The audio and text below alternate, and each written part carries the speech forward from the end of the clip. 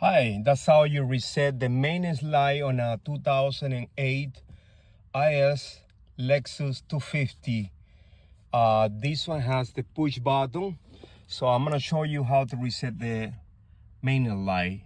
You push the button without breaking the pedal. You're gonna see all those lights coming on, and then you go and press the button right here where the strip A is. Turn the ignition off.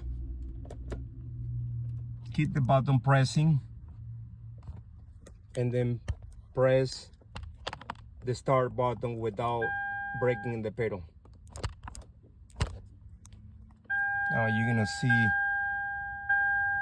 oh, it's already being reset, but that's how you do it.